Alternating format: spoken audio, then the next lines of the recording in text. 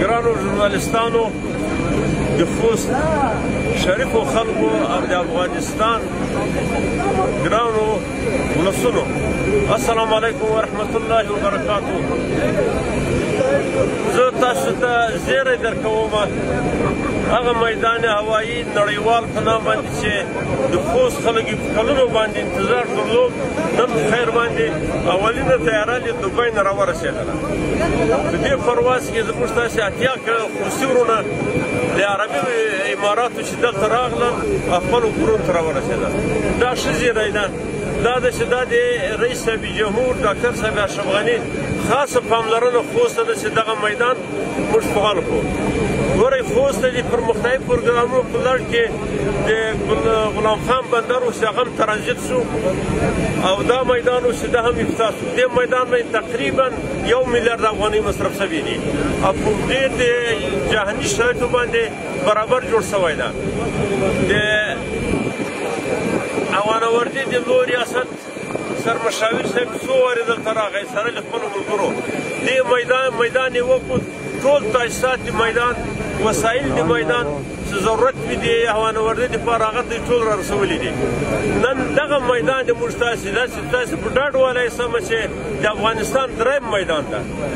کابل، قندهار، خوست نور ټولو ولایتونو د موږ تاسې میدان مخته ده، هم د تخنیکي لحاظه، هم د ساختماني لحاظه، هم د پرسونل د هوانوردۍ لاسې ځان سره راوړی ده. بل زه خوستوال ته دا زیری ورکوم چې سرمشاور صاحب د هوانوردۍ ماته ویلي دي چې څو جهاني شرکتونه حاضر دي چې خوست ته پرواز وکړي، چې د هغه نه یو العربیه ایرلاین ده، ترکیش ایرلاین ده، آریانا ده، حتی د هند هوایي شرکت هم د تقاضا کړې چې دوی له خوست څخه پرواز وکړي. دا اوس په موږ تاسې خوستیانو پورې اړه لري چې موږ څو مسافر اماده کولی شو. دوی کولی شي 3 پروازه په هفته کې وکړي، 4 پروازه په هفته کې وکړي، د دې چې کابل ته، د کابل دوبۍ ته، د دې چې کابل بل مملکت ته. دا د موږ لپاره خوشبختي، ارامي په وطن کې چې سوله وي دغسې پروژې مخته ځي. نن شکر ده موږ په خوست کې سوله ده. زه بیا هم د خوستوالو نه مننه کوم چې خپل خوست یې ساتلی ده، ولایت یې ساتلی ده، سوله یې منځته راوړې ده. په سوله کې موږ ډېرې قوي پرمختللې پروژې تطبیقوو.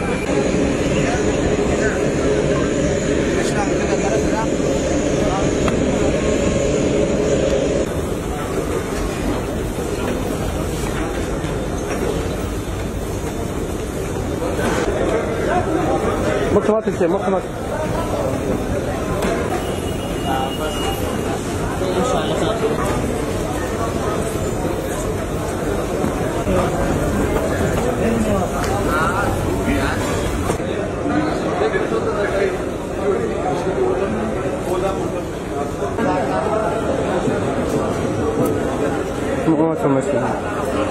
او زه ډېر د خوښۍ احساس کوم د خوست د والي صاحب څخه نړۍ مننه کوم چې زموږ لپاره د راتګ زمینه برابره کړله او په خوست کې د دایرو لپاره د ناستې پروګرام برابر کړی و. ډېر ښکلی پروګرام، زه ډېر خوشحاله یم ترې.